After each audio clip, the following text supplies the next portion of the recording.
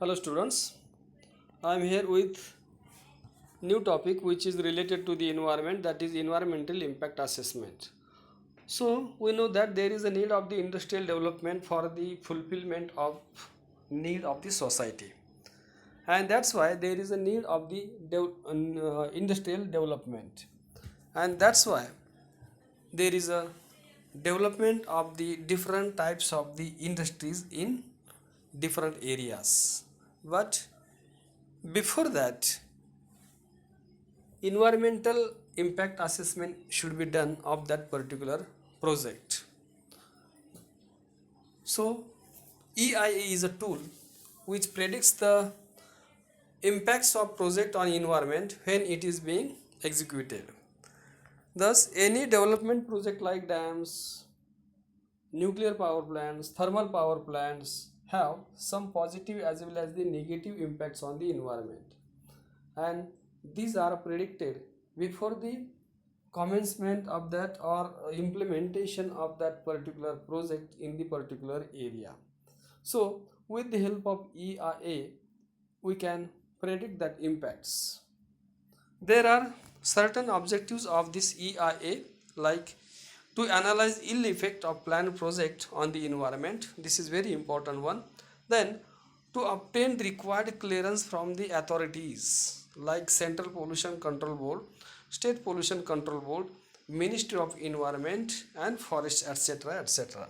So before implementation of any development project, there is a need of the certain environmental clearance, or there is a requirement of the NOCs for the different government agencies, and that's why this is environmental impact assessment is very important. Then another objective is to suggest remedial measures to overcome the adverse impacts, that is thus reducing the pollution. Definitely after implementation of any project, definitely there will be the certain effects, or we can say impacts on the environment as well as the human being in that particular area. So during this environmental impact assessment, some suggestions or remedial measures are given to overcome the such adverse impacts or adverse effects, by which there will be a reduction in the environmental pollution.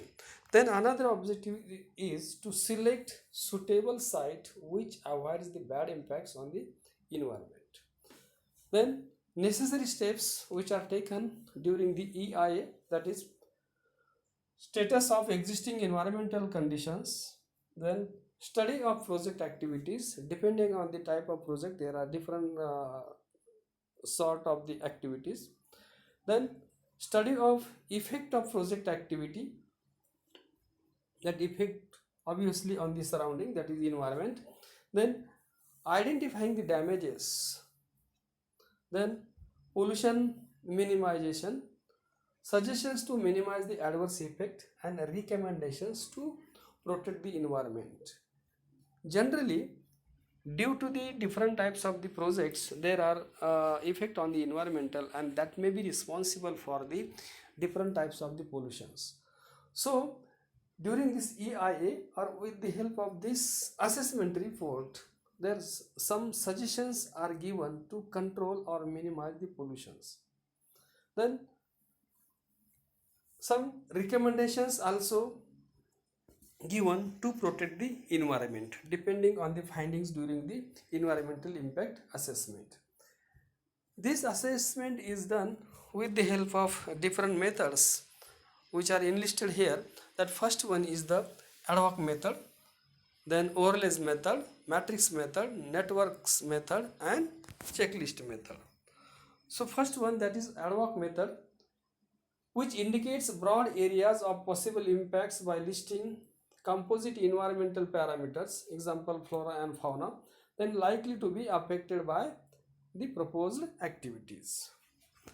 The second method, that is the overlays method, which involves use of series of transparencies to identify, predict, assign relative significance to and communicate impacts in the geographical reference frame larger in the scale than localized action will require. Third method, that is matrix method, which is qualitative environmental impact assessment method. The system consists of matrix with rows representing the various activities of project and columns representing the various environmental factors to be considered. Fourth method is that networks method, primarily explains linkage between the different environmental aspects. It is solely used to illustrate and understand the primary, secondary, and tertiary impact of developmental activities on the surrounding, that is environment. And fifth method is checklist method. The impacts are tabulated in the form of cells with information either in the descriptive form that gives information regarding possibilities or potential existence of impact, whereas in the scaling or weighing method the magnitude or importance of impact is given. Thus, on the basis of this assessment report, that particular project gets NOCs for different government agencies, as well as this report includes the remedial measures which are suggested to minimize or to control the adverse effect on the environment. So this is very important assessment, that is environmental impact assessment report is very important before implementation of any development project. Thank you very much.